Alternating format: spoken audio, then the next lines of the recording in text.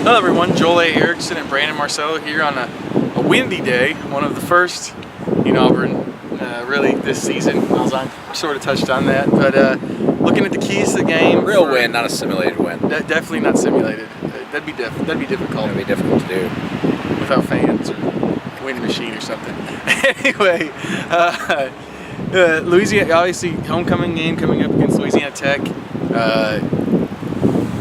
3 o'clock game.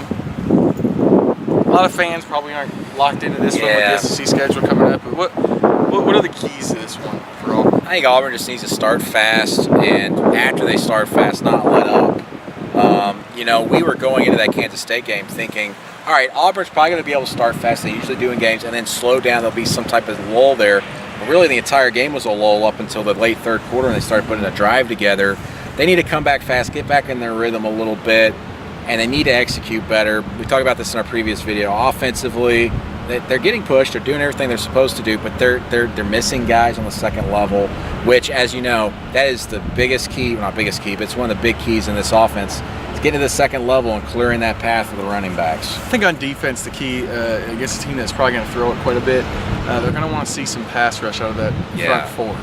They've done a good job with the blitz. They bring in a lot of people. Josh Holsey kind of joked that he hopes he gets sent today because he's really the only person who hasn't that field safety position at this point. But it's one of those things they're going to want to see it out of the front four. It's been a big talking point for Ellis Johnson so far this season. And if you're Louisiana Tech, you just kind of hope you get some turnovers, get some things done. Really interested to see how they respond after getting beat by an FCS foe in Northwestern State with a couple of field goals in the final minutes, including one as time expired. Louisiana Tech looked impressive in their first two games, outside the Oklahoma game, North Texas is pretty good this year. They handled them pretty well.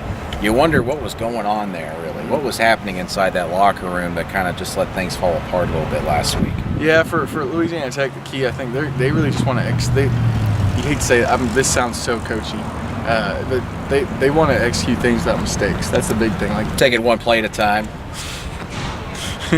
They're going to take it one play, one game. Just focus on it. No, they want to. You hate to put it this way, but like you said, to win the game, they're going to need to create a bunch of turnovers, have some big plays, returns.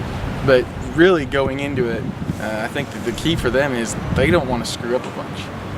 Like they had some mistakes against Northwestern State. So it's like 5 turnovers, something along those lines. You're going to lose games when you do that. Mm-hmm. So that's what's going to be for Auburn. Like you said, I think the execution, especially in the running game, is going to be a big deal. And then I don't get the sense that Auburn's coaches were unhappy with the passing game.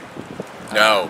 They were unhappy with drops, but they weren't really unhappy with. I don't think so. They feel like that Nick has done what he's supposed to do. Mm-hmm. You looked at the game film more than me, but I counted at least 2 plays there where he was going to the second, third option. Yeah. And obviously with the check downs. Well, Ricardo Lewis said on his pass that he was the second option. And I think Duke may have been like the second or third option on that drop that would have been a 66-yard touchdown if Duke hadn't dropped it. So I think Nick's done very well. And the numbers don't show it. But if you look at things, it looks like he's an improved player out there. Mm-hmm. Yeah, and it'll show up. It'll show up at some point. Getting Sammy Coates back healthy would be a big deal. But it's. I think the sense we get from the coaches so far is they're more concerned with what went on in the running game. Running game, it can be concerned because if your players are just not getting to where they need to be at this point in the season, if you have the similar struggles with Louisiana Tech, that's a problem because you have no time after this game to go, well, we had an off game. You can't have off games anymore after this week. So we'll obviously see. We've got one more media availability with Gus Malzahn on Wednesday, usually short. Most of you know that. But the rest of it will just kind of be going downhill till Saturday. Downhill in the sense that not like bad downhill, like momentum thing. AL.com.